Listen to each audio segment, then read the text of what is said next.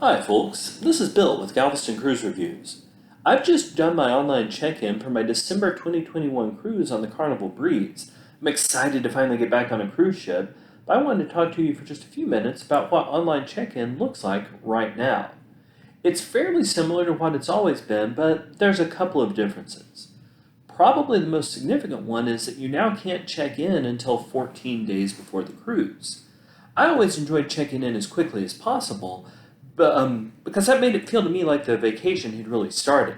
That's just not the way it's going right now, though. You can't check in until 14 days before the cruise, and you start kind of routinely, like you always did, by entering in your information, your emergency contact, how to contact you, all of that sort of thing. They have you fill out a screen which talks about your medical conditions. Sorry, I was just going back through it, and I want to make sure I'm not accidentally changing any of my answers.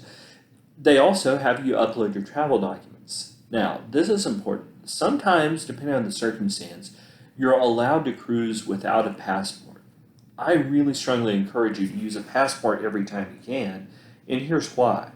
I actually used to work at some of the US embassies abroad, and when somebody would come in and need emergency travel documentation, they never had a passport, that gets really hard because we had no idea what a Massachusetts birth certificate from 1953 was supposed to look like, or whatever the other document was that they were looking at. We didn't have access to those databases, and you always want to plan as if something might possibly go wrong. If you've got a passport, then the folks that you're going to interact with when you have an emergency know what that should look like, and they're able to get you replacement documents.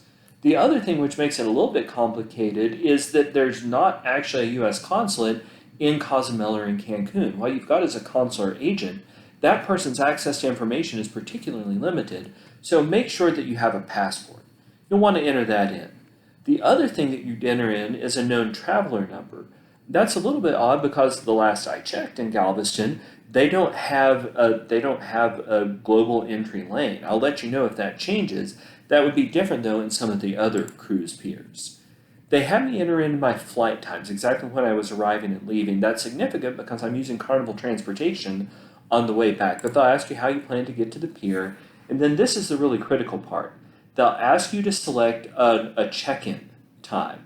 I like to get on the ship as quickly as I could, so I checked the first available check-in time at 10:30. Now I checked in 2 full weeks in advance.